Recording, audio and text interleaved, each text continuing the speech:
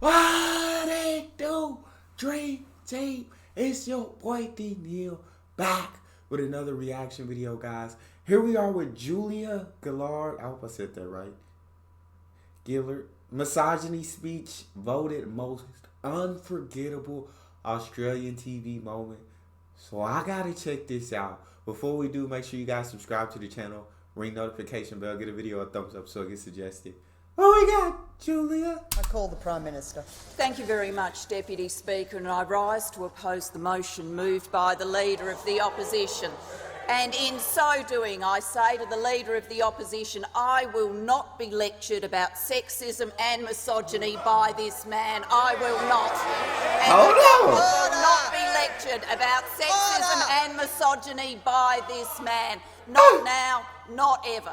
The Leader of the Opposition says that people who hold sexist views and who are misogynists are not appropriate for high office. Well, I hope the Leader of the Opposition has got a piece of paper and he is writing out his resignation.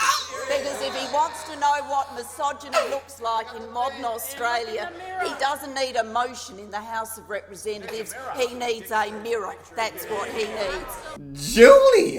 Julia came out blasting. She said, hey, I'm firing shots today. When I get up to speak on this microphone, shots will be fired. People will be hit. You feel me? With that man that she talking to, I feel sorry for you. But if you really is misogynistic as she say, then I don't feel sorry for you. Then you had it coming. Julia, I'm going to keep letting you give it to him, though. My bad. Let's go through the opposition leader's repulsive double standards. Talk to me. Double standards when it comes to misogyny and sexism. We are now supposed to take seriously that the Leader of the Opposition is offended by Mr Slipper's text messages, when this is the Leader of the Opposition who has said, and this was when he was a minister under the last government, not when he was a student, not when he was in high school, when he was a minister under the last government. What did he say? He has said, and I quote, in a discussion about women being underrepresented in institutions of power in Australia, the interviewer was a man called Stavros. The Leader of the Opposition says, if it's true, Stavros, that men have more power, generally speaking, than women, is that a bad thing?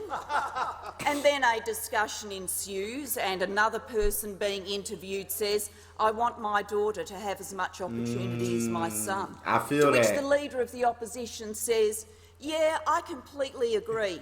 But what if men are by physiology or temperament more adapted to exercise authority or to issue command? Then ensues...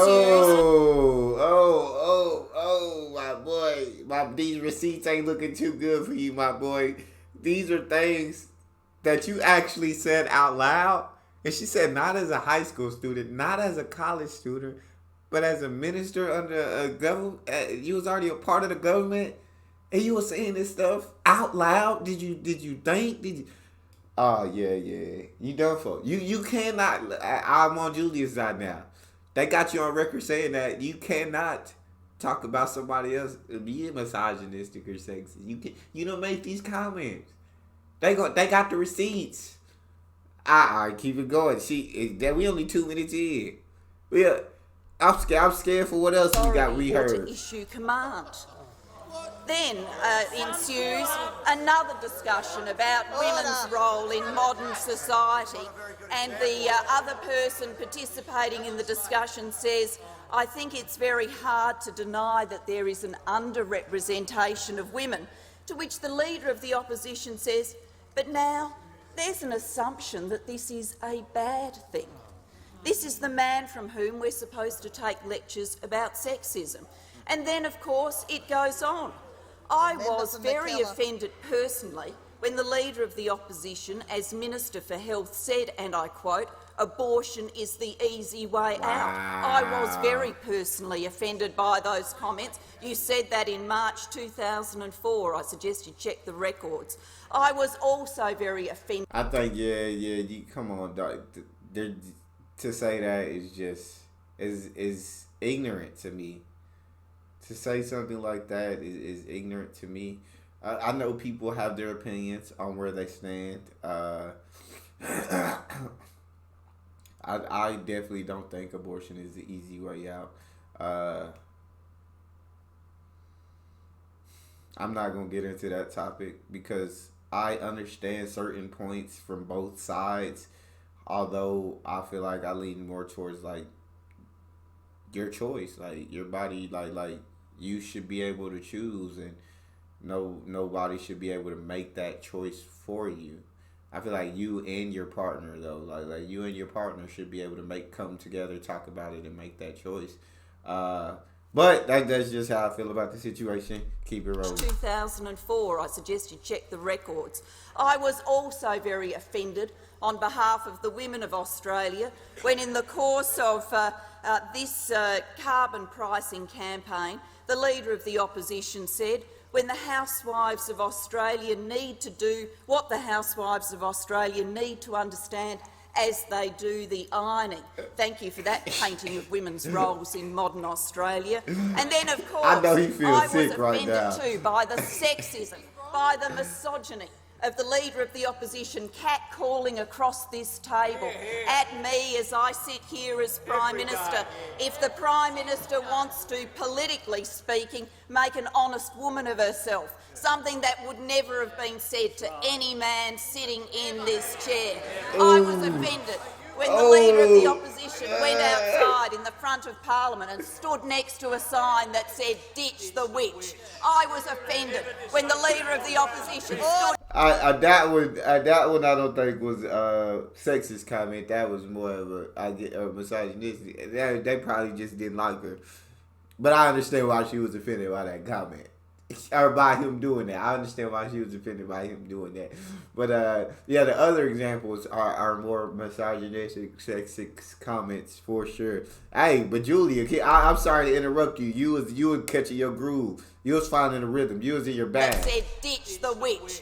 I was offended when the Leader of the Opposition stood next to a sign that described me as a man's bitch. I was offended by those things. Misogyny, sexism, every day from this Leader of the Opposition.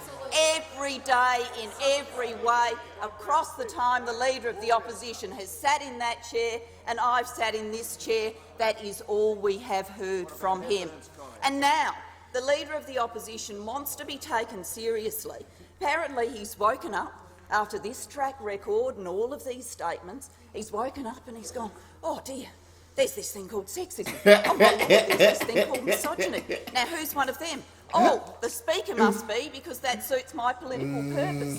Doesn't turn a hair about any of his past statements, doesn't walk into this Parliament and apologise to the women of Australia, doesn't walk into this Parliament and apologise to me for the things that have come out of his mouth, but now seeks to use this as a battering ram against someone else. Well, this kind of hypocrisy should not be tolerated, which is why this motion from the Leader of the Opposition should not be taken seriously. And then second, the Leader of the Opposition is always wonderful about walking into this Parliament and giving me and others a lecture about what they should take responsibility for. Always wonderful about that. Everything that I should take responsibility for now apparently... You look at that look on his face. That's a man who did not wake up expecting to be called out like this today. That's the look of a man like, God, what did I get myself into? How long has this been stirred up inside of her? Because she feeding him everything. She letting him have it. She's letting him have it. Yeah. I don't even know this. I've seen him before on a different video. I can't remember his name. But Julia, Julia, you letting it all out. You've been holding these feelings in for a minute. It's time that you let it all out. It's wonderful about that. Everything that I should take responsibility for, now apparently including the text messages of the member for Fisher. Always keen to say others should assume responsibility, particularly me.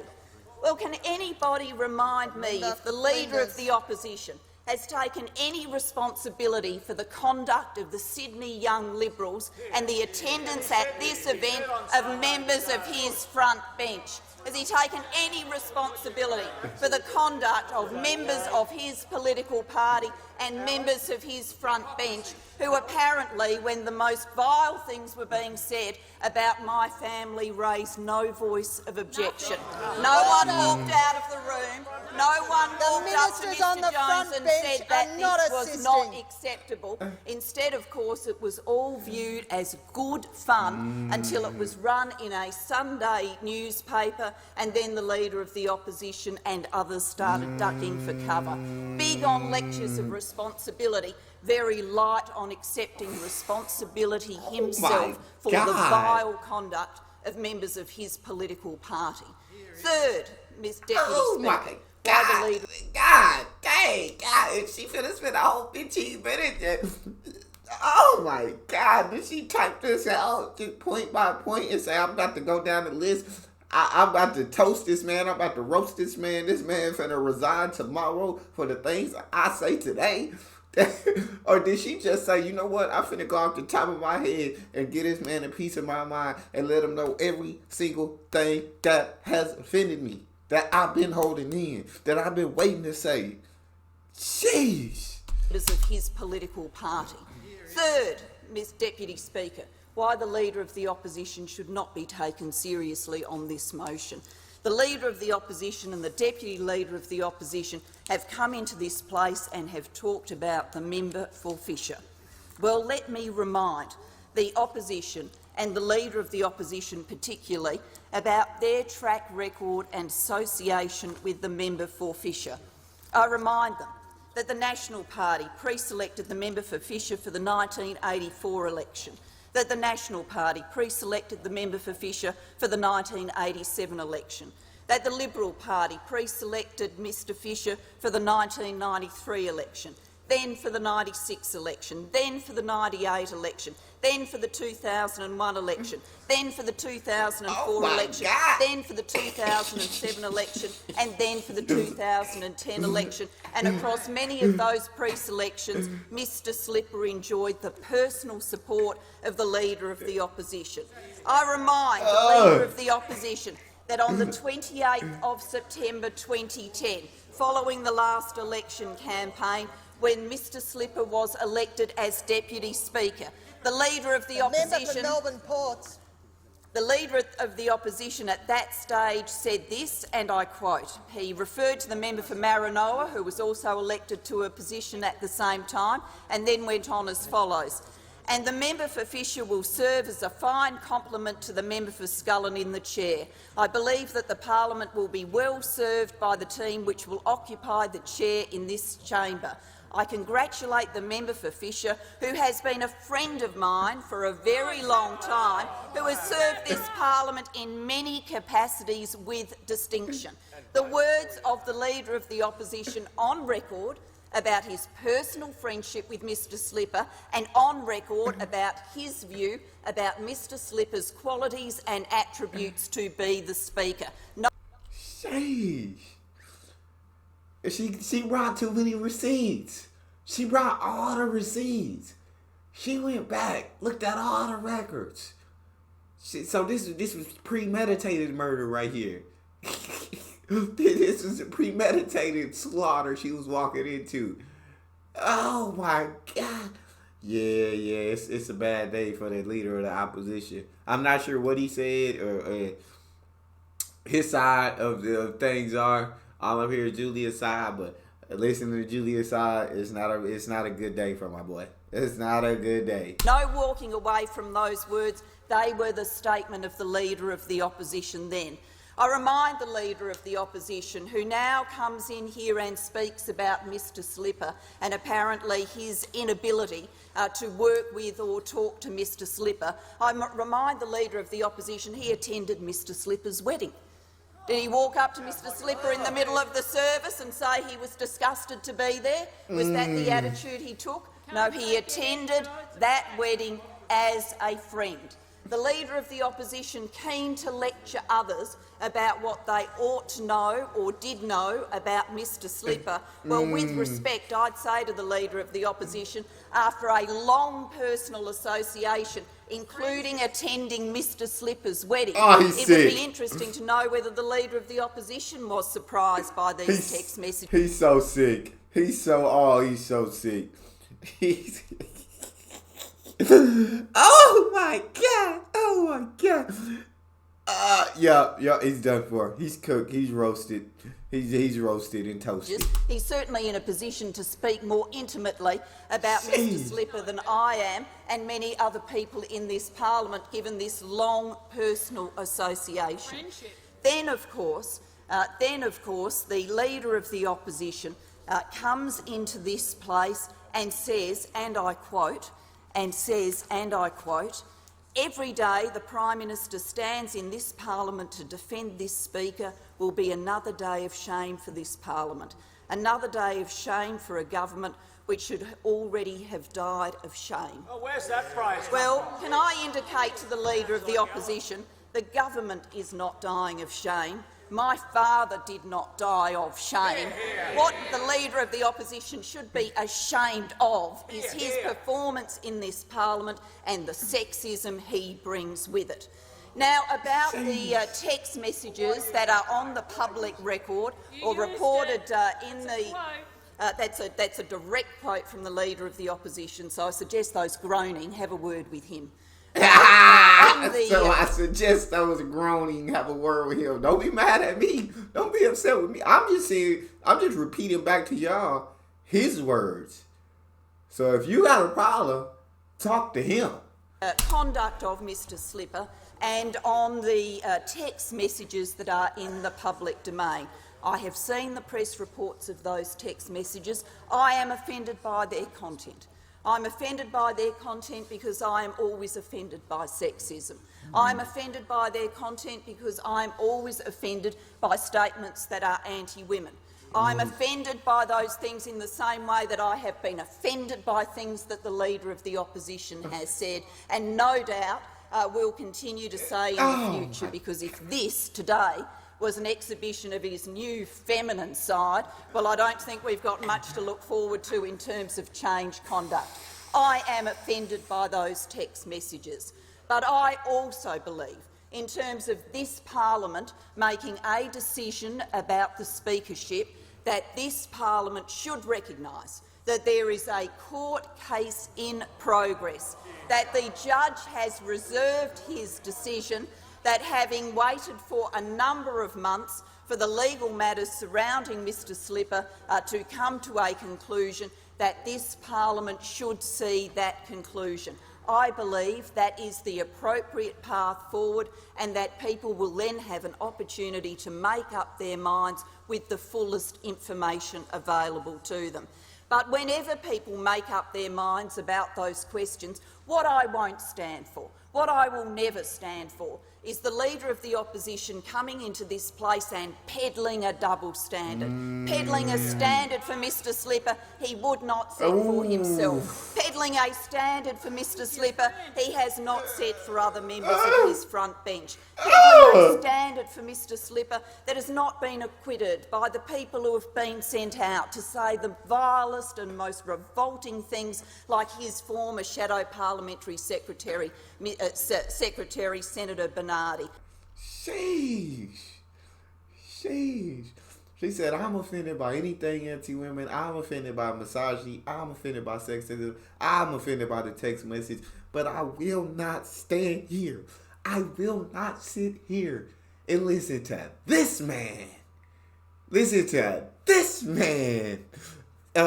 Say that he's offended. Listen to this man critique. And know what I'm saying? Put all this blame on him and have all these standards for that man who was, I guess it's misogynistic and sexist text message. I will not listen to this man who holds a standard for that man but does not hold the same standard for himself. Who holds a standard for that man but does not hold the same standard for the members on his front bench. Know what I'm saying? I will not listen to the double standard. I will not listen to the hypocrisy. Can't do it.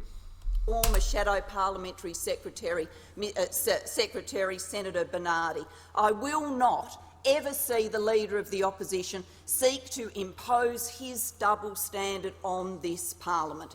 Sexism should always be unacceptable. We should conduct ourselves as it is, should be always unacceptable. The Leader of the Opposition says do something. Well, he could do something himself if he wants to deal with sexism in this Parliament. He could change his behaviour. He could apologise for all these past statements. He could apologise for standing next to signs describing me as a witch and a bitch, terminology that is now objected to by the front bench of the opposition. He could change a standard himself if he sought to do so. But we will see none of that from the Leader of the Opposition, because on these questions he is incapable of change. Capable of double standards, but incapable of change. His double standards should not rule this Parliament. Good sense, common sense, proper process is what should rule this Parliament. That's what I believe is the path forward for this Parliament, not the kind of double standards and political game playing imposed by the Leader of the Opposition, now looking at his watch because apparently a woman's spoken too long. All right, now, yeah, okay, now, yeah, that last part, I see what you did there.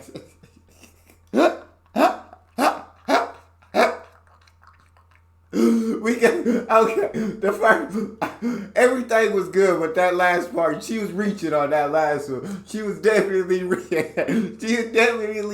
on that on that comment she just made. She was reaching, but the rest of it, hey, she was pulling out the receipts, she was pulling out the fact books, she was pulling out the record logs, she was pulling it all. You can't argue it. But that part, yeah, that was a reach because a woman spoken too long. That was a read. Now looking at his watch because apparently a woman's spoken too long. I've had him yell at me to shut up in the past, but I will take the remaining. Seconds. Look, hey, she's smiling about it. She laughing about it. She know that was a reach, but she like, hey, she was like, I'm gonna go for it, but she's smiling and laughing on the inside of her. But I will take the remaining seconds of my speaking time to say to the Leader of the Opposition, I think the best course for him is to reflect on the standards he's exhibited in public life, on the responsibility he should take for his public statements, on his close personal connection with Peter Slipper, on the hypocrisy he has displayed in this House today. And on that basis, because of the Leader of the Opposition's motivations, this Parliament today should reject this motion, and the Leader of the Opposition should think seriously about the role of women in public life and in Australian society, because we are entitled to a better standard than this. Nah, she did let him have it though. God, I can see why it was the most watched thing. I might need to see some more Parliament videos in Australia. I may need to look at some more of these. That's all we got. You guys got a favorite video suggestion? You can subscribe to Patreon and drop it in the comment section. It's your boy Neal. Out.